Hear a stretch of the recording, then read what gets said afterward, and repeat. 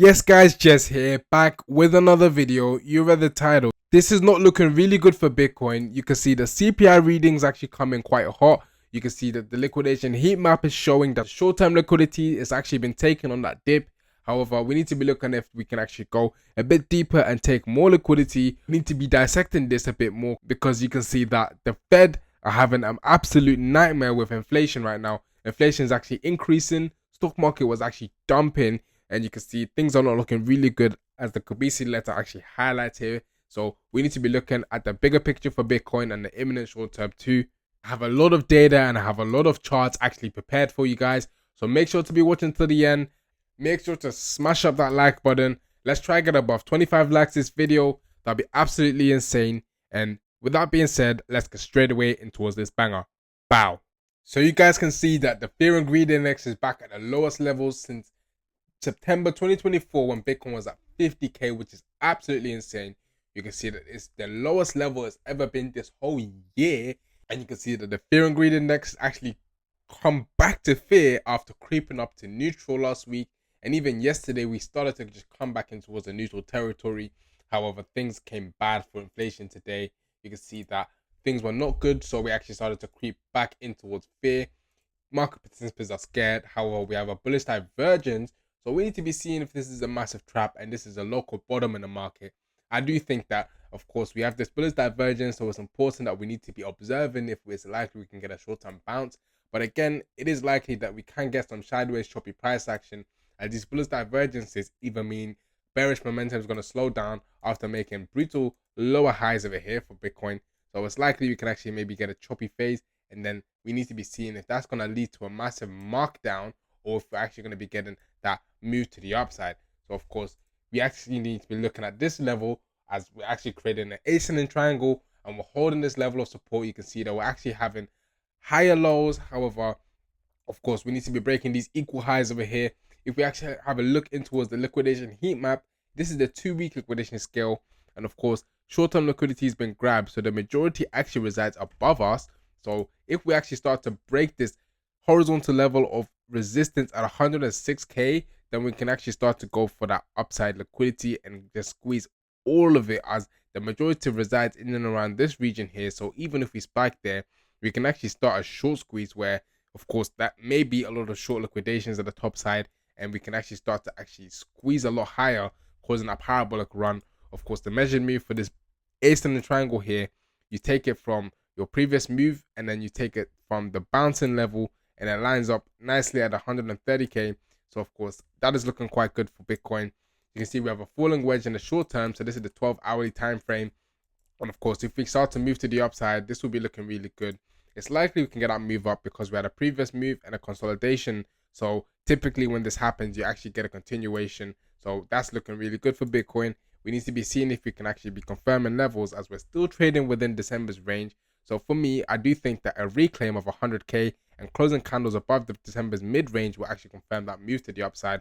Otherwise, we're still creating lower highs here. However, we're creating lower lows. So you can see that that actually means that we're just creating a consolidation pattern where we actually converge in towards the apex. And that's the decision point. And you can see within the next 48 hours approximately, we're going to actually get a breakout to the upside or the downside. So of course, we need to be remaining cautious. We need to be actually seeing if we are going to be holding this range quarter, or we're actually going to be breaking out towards the upside. So of course, if we start to roll over here and actually start to lose 94k, then I do think that it's likely we can actually trade towards the range lows, and maybe we can actually start to bounce from that level. But again, if we don't see support there, then we have to be looking in towards that 78k CME gap and potentially lower levels. So we need to be seeing if that is possible, and we need to be looking at the next chart. So you can see here from yesterday's analysis on the short term, if I go to the 4-hour, you can see that we're holding the golden pocket of resistance, the 61865. We actually started to bounce, but we got the news, we came back into it, and we started to move to the upside again. And I put my Monday range on here because you can see we swept the Monday's low, and we actually tested the 786, or we front run it, and the yearly open. We actually didn't test it, we front run it. But of course, we're starting to reclaim that Monday's low. However, this Monday's mid provided a little bit of resistance, but you can see we're starting to actually close above it. So again, if we close the 4-hourly candle above the mid, then I do think that we can actually see Bitcoin actually try to punch in a higher high here. So you can see we've just been having lower highs. So if we can actually break above the Monday's mid-range, I do think there's a trading opportunity there. So more on that in a second, but this is a crucial level for Bitcoin to be holding. You can see the bears were trying to push price down, but the fact that we couldn't even break this 61865 on the news suggests that, of course, this may be a local bottom. So speaking about local bottoms, you can see on this fractal over here, every time we have a CPI reading given by the horizontal lines, you can see that we actually get a move to the upside. So every CPI reading, you can see we had a bit of chop during the day, but then shortly after we had a massive pump towards the upside. So again, I do think that it's likely we can get a local bottom here and we can get a move towards the upside, especially due to us actually dumping. So of course, another reason combined with that is to sell the news. Now you can see on this fractal here, I was talking about the whales actually accumulating and really actually getting shaken out. So on this tweet, I actually mentioned that not too long ago, and just looking at this more closely, you can see the dates at the bottom there. This was your inauguration window, and we've got the sell the news, so it's likely we can actually start to move towards the upside. And historically, every time we had a president in office, of course, this was a time where we had a bit of chop before we resumed the uptrend. So in my opinion, I do think that we can actually start to move towards the upside. I do think that this is a massive trap, so we shouldn't be getting shaken out here. And if we have a look towards this chart, we need to be seeing if we can actually start to move towards the upside. Now, what I want to see is us actually break above this 9 and 18 exponential moving average, as it's providing a lot of resistance historically here. So of course, if we can break above it decisively and actually hold the level, I do think that we can go towards the upside.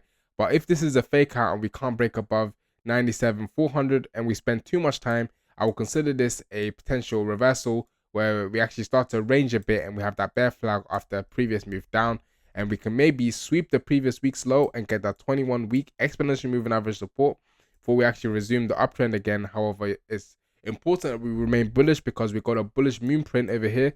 So you can see every time we had a bull moon print, we had a nice move towards the upside historically. So again, I do think that it's likely that we can actually start to get the move towards the upside in the larger time frame, but in the short term, maybe we get a little dip before going higher. I do think it's lower probability, and this is the low since we're holding the 61865 so nicely, and the timing lines up quite nicely as well. If we actually measure out this wick on the daily time frame and we actually drag it out and I put the 50% level on there, you can see that we've actually filled that inefficiency and we filled the wick 50%. So again, that's another confluence that suggests that the bottom is actually in. So in my opinion, I do think that we're actually going to start rallying towards the upside anytime from now. So again, I do think that if we get a close on the daily time frame above this previous week's mid, I do think that it's possible you can trade it in towards the previous week's high. Now you can see that we have a lot of opportunities for you guys to be taking those trades over here. So you can see the first link in the description is your HyroTrader, where you actually get an opportunity to be trading with a crypto prop firm, as you can see over here, with all the different challenges over here, and they actually offer up to $100,000 to be trading on Bybit, which is absolutely insane, as you get to keep 90% of the profits. So that's definitely something that I'd actually recommend. So if you want to be getting an advantage and you want to be getting a little discount with my code at the bottom there, you can actually click the first link in the description and it will actually take you to the Hyro page. And then once you check out, you would automatically get that discount. That's actually looking quite good in my opinion. So I do think that, you know, up here you can see if you use this code, you'll get 5% off, and it ends quite soon. So make sure to definitely be doing that. However, if you want to be trading on an exchange, you have this link down below for Blofin, just below the Hyro link, and that gives you up to $100,000 in deposit bonuses. So make sure to be doing that before February 17th at 8 p.m. UTC. So make sure to be getting advantage, as that's going to be ending extremely soon. That's about 5 days from today, so the time of this recording, and in a few hours it will be about 4 days. So make sure to be doing that. And of course, you have MEXC and KCEX over here if you don't want to be going for Blofin for whatever reason. So definitely check that out. And if you want to learn more about trading, we got the 𝗚𝗥𝗔𝗦𝗦 trading over here. So if you click the link, it will take you to our Twitter. It's our exclusive Discord where you have to message us for us to see if you're fit for the group to actually join. We actually follow all our members, so we contacted them to see their opinion. But of course, 𝗚𝗥𝗔𝗦𝗦 is a great community to be learning how to trade from myself and of course an analyst called Bill. Follow him on Twitter as well to be seeing his outlooks. But of course, this is looking really good, as I do believe we're in a trader's market for altcoins, and I'll be touching on altcoin season in just a second, so be staying tuned for that. But of course, make sure to be checking the description for all this alpha that I'm providing over here, and of course an opportunity to be trading yourself. So for that longer time frame, you can see that typically a lot of people were calling for a double top in the macro uptrend, and they were targeting lower levels, and they tend not to get filled, and price actually continues to the upside. So it's likely that we can actually get a move to the upside this time as well. We have a bull flag, and we're in a consolidation phase before we actually resume the uptrend. So that's actually key to be remaining bullish. And you can see we have a nice fractal where historically we had a massive diamond pattern forming for continuation. So that's actually looking quite good, and we're holding a bullish megaphone pattern as support. So I do think that it's likely we can move towards the upside. And of course, we're in year 3 where we have an altcoin season, and you can see that typically we move towards the upside during our altcoin seasons, and Bitcoin moves parabolic, but however your altcoins actually outperform. And if that happens, you're going to be seeing ETH BTC absolutely move towards the upside aggressively, which I do think is possible, although a lot of people are writing it off. I trust the statistics, and I do think that it's likely to happen. Bitcoin dominance has always come down, leading to ETH BTC going towards the upside. So I do think that it's likely that we will see money flow out of Bitcoin and go in towards Ethereum. And you can actually see that shift happening right now. So BlackRock had a negative outflow yesterday for the BlackRock ETF.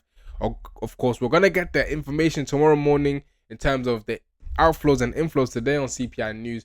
But yesterday, BlackRock had a negative outflow of Bitcoin. However, if you look at Ethereum, they actually have a positive inflow. So it shows that the shift from Bitcoin into towards Ethereum is happening. Your institutions are actually loading up. Even today, you're getting Trump actually buying $5 million worth of Ethereum. So of course, this is a massive, massive signal in my opinion that, of course, money is shifting in towards Ethereum for a reason. The president's not accumulating for no reason. We're actually holding this massive ascendant triangle, and we're on support. So I'm not getting bearish on the support. I do think we can at least clear our all-time highs, and then from there we can evaluate if Ethereum is quote-unquote dead after we pump, not after we dump. I think it's counterintuitive, and it's likely we can get a bounce. We're holding this parallel channel upward sloping. We're holding this upward sloping parallel channel. We're on support again. So every year we tend to actually test this support and move towards the upside. So I'm not going to fade this trend. I do think that we can move towards the upside and actually clear our all-time highs, and then from there we can actually look to sell Ethereum, not on the dumps. For every buyer, there's a sellout, and there's clearly people wanting your coins. So I do think that it's important we stay bullish. And you can see the Bitcoin dominance. We're in this trend where the Bitcoin dominance actually breaks down. We have a quote-unquote fake alt season. We retest a trend, then we come down. That's exactly what's happening. So of course, I do think this is key that we're not getting fooled.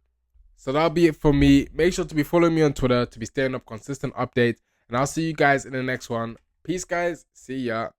Bye-bye.